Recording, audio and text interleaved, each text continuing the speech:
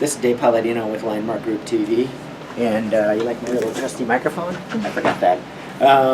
So what we're talking today, we had a little meeting about vacancy loss and kind of what that means, and the industry average is somewhere between, in Omaha, the amount not collected, and what that is you have a total amount of gross collected rents potential, and then you have the amount you rent you actually collect. The difference is called vacancy and collection loss, and so the subject of this blog is about that, because that's obviously the most expensive thing for an owner. For us, it's around 10%.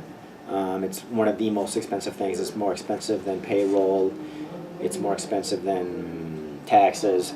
So what are the ways to control vacancy loss? Keep that number as low as possible.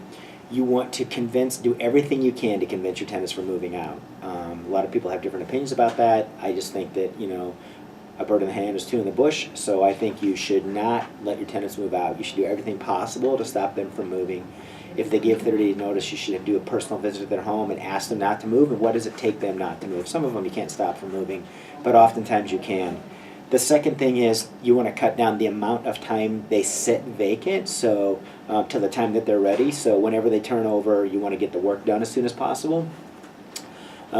And then the third part is the amount of time for the date that they're ready to the date that you have them rented. You want to keep that time period down as short as possible. That's another part of the vacancy loss factor. You obviously want to keep the number of vacant down. That's very important. You don't want to have very many. Again, the industry average is somewhere around 5%. In Omaha, the high is 7.5%, and approximately in the low is in the 3s. If you're a landlord out there with 3% vacancy loss, you're doing an awesome job. Keep up what you're doing. And the last part of the vacancy collection loss is the amount of rent you're collecting. You really should collect 100% of what you charge. So if you have $10,000 in monthly rents, you should collect $10,000. And forget the whole late fee thing, because that's a whole nother matter. But I think that you really should collect 100% of what you charge, and the collections are easy in the rental business, a lot easier than they are in some other kinds of businesses. You're not net 90 or net 120. In our business, it's really net 5.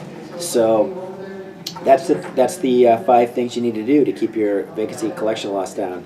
Keep your move-outs under control. Keep the amount of time it keeps to get the vacant ready under control. Keep the amount of time from the time that they're ready to the time that they're rented under control.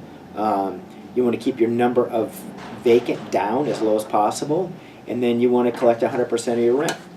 So this is Dave Palladino with Landmark Group TV. If you have any other ideas about owning real estate or anything like that, or buying or selling, give me a call or send me an email. Thank you very much. Goodbye.